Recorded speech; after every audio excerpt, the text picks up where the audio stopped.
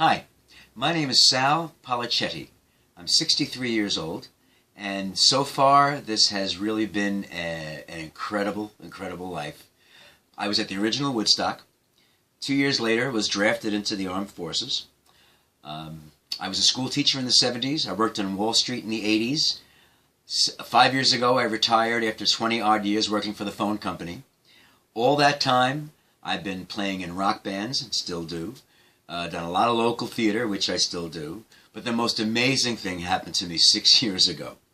From 1978 to 1982, I was in a gospel band based out of Brooklyn, New York, called Sunseed, S-O-N-S-E-E-D.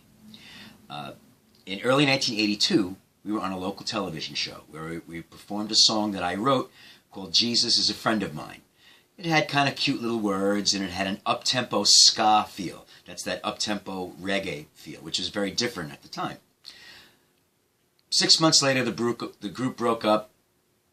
No one ever gave it a second thought. I know I didn't.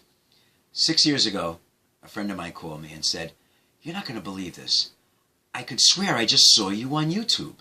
And not you now, like a younger, much younger version of you." I said, "On YouTube?" He goes, "Yeah, search Jesus is a Friend of Mine. It's got like 500,000 hits." So I searched it, and sure enough, there was the video from us on the TV show in 1982. It was on for 2 weeks. It had 500,000 hits. I logged on as a YouTube user, identified myself as the guy who wrote the song. Yes, that's me, that Donny Osmond-looking guy from 30 years ago. That was me. The whole lid blew off it after that. I started getting fan mail from Brazil, from Finland, from Norway.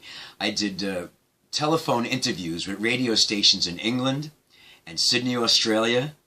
The song was covered by Christian punk bands, Christian rock bands. The song is recorded in German. The song was on Glee a few years ago. A bunch of kids were dancing to it, which was very funny. But the culmination of the whole thing was a year ago. I was invited to go to England to perform the song at a reggae ska festival.